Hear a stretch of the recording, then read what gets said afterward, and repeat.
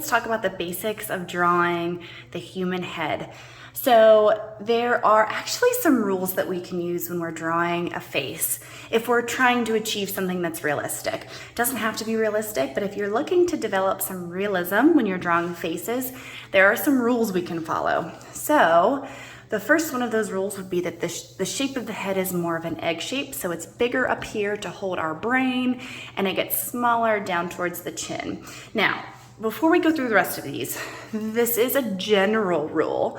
So of course, if you are drawing specific people, there are going to be some adjustments that can be made. But again, this is just kind of a general rule. And then when you're drawing specific people, you adjust as you need to. So I have the egg shape, bigger to smaller. I divide it in half from top to bottom. And that'll show me how to add eyes and the nose and the mouth in a way that makes it symmetrical. So the same on one side as the other side. Then we can divide it in half this way, and we have the eyes. So the eyes actually fall in the very center of our head most often. And then up here we have hair, no hair, it doesn't really matter, but this is where usually we have our forehead and the top of our head. Down here, if we divide the eye line in the mouth, or I'm sorry, the chin, if we divide that in half, that gives us where our nose lies. And then if we divide the nose line and the chin in half, that gives us the mouth. So a lot of rules. Let me show you how that would work. Okay, so bigger up top, smaller at the bottom. If I divide this in half, so halfway between the top of my head and the chin, that's where my eyes are gonna be. And then halfway from here to here. So now I have a general idea of where my eyes should be. So somewhere in here and in here. So the shape of the eye is actually, a lot of times, a football shape. Now sometimes this is smaller or bigger. So it just depends on who you're drawing or what this person looks like, but there are definitely different variations of the eye.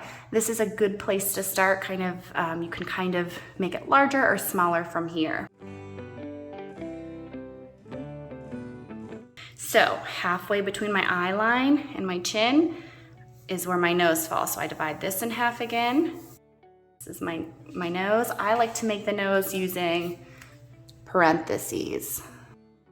Okay, and then an upside down parenthesis here. Something like that. Add some nostrils with some little ovals at the end. Nose. Okay, divide my nose line and my chin in half again.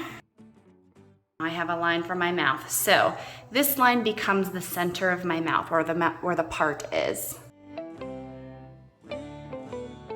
Something like that.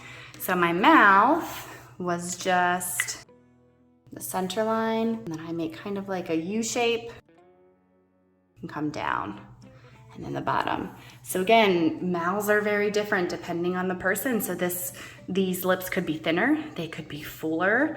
It just depends. They could be wider, they could be shorter. Again, if you're drawing a specific person, you really want to pay attention to the details of that person and kind of identify how big and how small their features are. But yeah, for any of these, the nose, the mouth, the eyes, everything's gonna be different, but these are just general places to start. So the ears, I forgot. The ears fall between the eyes and the nose. And I usually just make a C and a backward C. My neck, I would say starting at this line, so from here, I'm gonna add some details and just kind of finish out my portrait.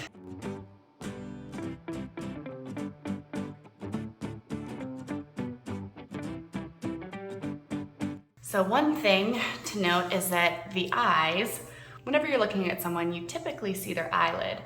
So we can add an eyelid by kind of copying the arch of the top of our eye.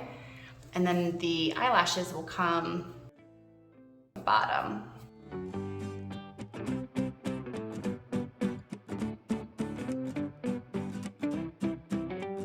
It's almost a full circle, or it is a full circle, but I can't see the full circle because of my eyelid. There's one more on the inside.